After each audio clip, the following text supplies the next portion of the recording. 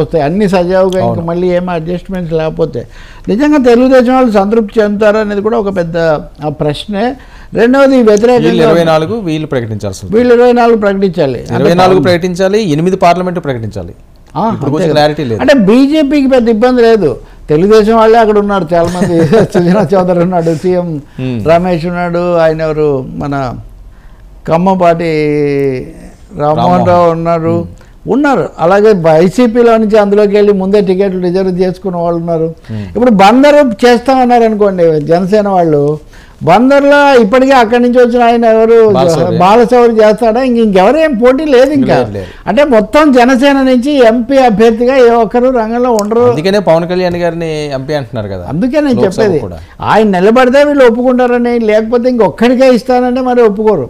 ఇప్పుడు బాలశౌరి అనుకోండి, ఆయన ఆల్రెడీ ఎంపీ అండి, వేరే పార్టీ నుంచి వచ్చేది, దాన్ని ఎవరు క్వశ్చన్ చేయలేరు.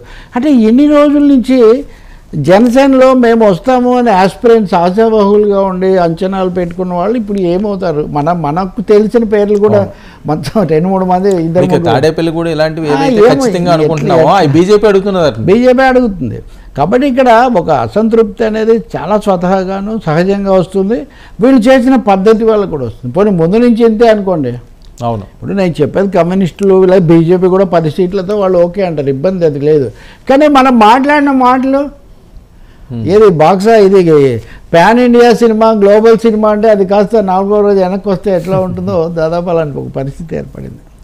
ఇబ్బందికరమైంది, దీని మీద సమగ్రమైన వివరణ కూడా లేదు, అది కూడా మీరు గుర్తించారు. సార్ ఈ రకంగా మరి చంద్రబాబు నాయుడు గారు ఆయన రాజకీయ చరిత్ర చూసినా లేకపోతే ఆయన అనుభవం చూసినా ఇది ఎక్కడో కరెక్ట్గా ట్రాక్ బాగలేదు, తప్పుతుంది, ఇబ్బంది పడుతుంది అని ఆయన కూడా ఆలోచించలేదంటారు. ఆయనకి ఇంపార్టెంటే కదా ఈ ఎన్నికలు. ఇప్పుడు ఇవన్నీ చాలా వరకు అండి, politics is an art of managing contradictions అని ఒకసారి వీపీసీకి చెప్పాడు. వైరుధ్యాలు అవసరాలను ఏదో ఒక విధంగా సర్దుబాటు చేసుకొని ముందుకు పోవడమే రాజకీయం అని. చంద్రబాబు నాయుడుకి ఇప్పుడు మిగిలిన లాస్ట్ రిసార్ట్, చివరి అవకాశం పవన్ కళ్యాణ్.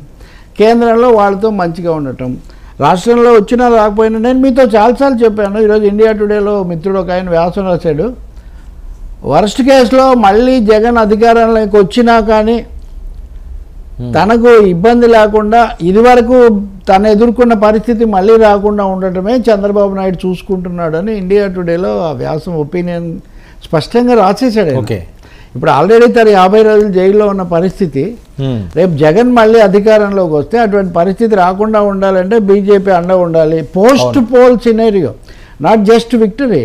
నేను ఇందాక మీకు చెప్పా కదా, వాళ్ళ సంయుక్త ప్రకటనలో కాబట్టి మాకు అధికారం ఇవ్వండి అని అడగటం కాకుండా మాకు శక్తి కొద్దీ మేము మీకు సేవ చేయడానికి అవకాశం ఇవ్వండి అని పార్టీ అడుగుతుందంటే ఎన్నికలు అప్పుడు ఎవరైనా అలా అడుగుతారండి అందులో రాష్ట్రంలో?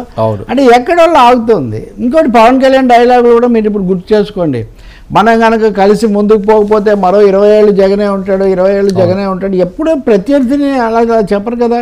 మళ్ళీ ఇక్కడ స్టేజ్ మీదకి ఎక్కితేనేమో దూసుకుపోతారు, అది ఇదని మీరు చెప్తున్నారు. కాబట్టి మీ పిలుపులోనే ఆత్మవిశ్వాస లోపం స్పష్టంగా కనిపిస్తుంది. కలవకపోతే కుదరదు అని. అదే అంటాడు మాయాబజార్లో ఇలా చెక్కుని పాచికలు ఇలా వేసేటప్పుడు, నీ పందెం చెప్పు దుర్యోధన అంటే వాడు అంటే నువ్వు వణుకుతూ అడిగితే అది కూడా వణుకుతూనే పడింది అంటాడు. అంటే పందెం కట్టేటప్పుడు ఆటోలోకి దిగేటప్పుడే మీకు కాన్ఫిడెన్స్ లెవెల్స్ అవి కనిపిస్తాయి. ఇప్పుడు మీరు కంపారిటివ్గా నర్సరావుపేటలో వాళ్ళ సిద్ధంలో ధాటి అవన్నీ చూస్తే వైసీపీలో కాన్ఫిడెన్స్ పెరిగింది ఎందుకో వీళ్ళు కలిసాక. నిజానికంటే ముగ్గురు కలిసారు. ఇప్పుడు దీనికి ఎక్స్ట్రీమ్ ఏంటంటే అసలు జగన్ పొత్తంతా కుదిర్చాడు, ఆయనకు బీజేపీకి సంబంధం ఉంది కాబట్టి ఈ పొత్తు కుదిర్చి వాళ్ళని అధికారంలోకి రాకుండా చేస్తున్నాడు అని ఒక పెద్ద సిద్ధాంతం మన సోషల్ మీడియాలో వైరల్. బీజేపీ ఎప్పుడైతే కలిసిందన్నారో ఆ శిబిరంలో చాలా హ్యాపీ ఫీల్ అయ్యారంట. అదే కదా, ఈరోజు బీజేపీ జాతీయ కార్యదర్శి ఒక ఆయన ఉన్నాడు కదా, సత్యకుమార్ ఎన్నికల్లో చేస్తాడన్నారు పోటీ. ఆయన ఈరోజు ఒక వ్యాసం రాశాడు ఒక పత్రికలో. ఏమంటాడంటే ఇవన్నీ చేస్తూ మేమేదో జగన్ను బలపరుస్తున్నట్టు ఆయన ఒక భ్రమ కల్పిస్తున్నాడని అందులో ఆరోపణ చేస్తాడు. అసలు ఎవరైనా నమ్ముతారండి ఇది భ్రమ? అంటే ఆయన జగన్ను మా అండతోనే చంద్రబాబును అరెస్ట్ చేశాడని కూడా నమ్మించడానికి ప్రయత్నిస్తున్నారంట. ఎవరు ప్రయత్నించడం ఎందుకండి? ప్రజల్లో ఇవన్నీ ముంజేతి కంకణానికి అర్థం ఎందుకు అన్నట్టుగా ఉంది పరిస్థితి. అందుకని ఇది ఇలా జరగాల్సిందే, అంటే ఒక గేమ్, ఇట్స్ ఏ గేమ్. ఈ గేమ్లో మీ జట్టు వీక్గా ఉండొచ్చు, మీ పట్టు తక్కువగా ఉండొచ్చు, అయినా కానీ బెట్ ఎక్కువగా ఉంది ఇక్కడ. లోకేష్ భవిష్యత్తు కోసమే ఇదంతా చేస్తున్నారు. అదే అతను చెప్తున్నాడు, లోకేష్ భవిష్యత్తు కోసము, తను మళ్ళీ జైలుకి వెళ్లకుండా ఉండటం కోసము ఇలా చేస్తున్నాడని వాళ్ళు రాస్తున్నారు. ఎట్లా పరిస్థితి?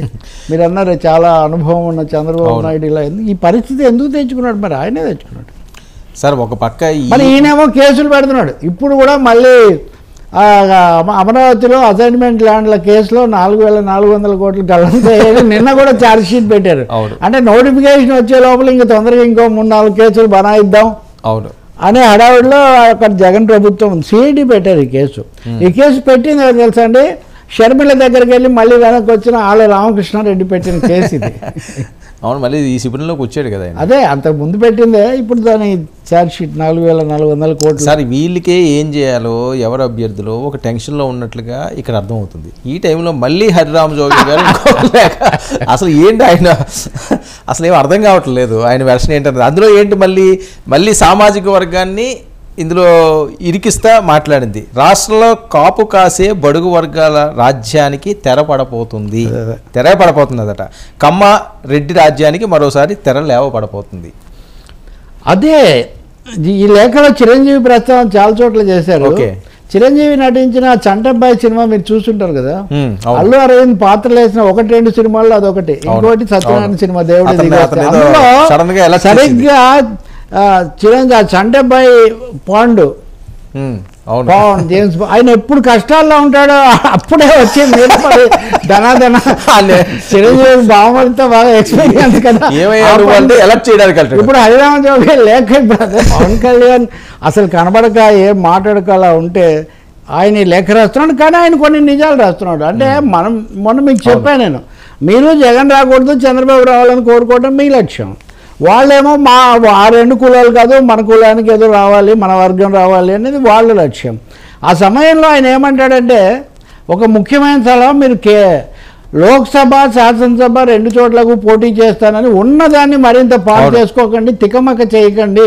ఇప్పుడు ప్రతి ఒక్కరు ఏమంటున్నారు, మీరు ఏ సమయంలో అయితే కేంద్రం గురించి మాట్లాడుతున్నారో రాష్ట్రం మీద మీరు నమ్మకం కోల్పోయారు కాబట్టే మీరు కేంద్రానికి వెళ్తున్నారు. ఇలాగే మీ అన్నగారు వెళ్ళారు, అప్పుడు ఏం చేయలేకపోయారు. అప్పుడున్న పరిస్థితి కూడా ఇప్పుడు లేదు.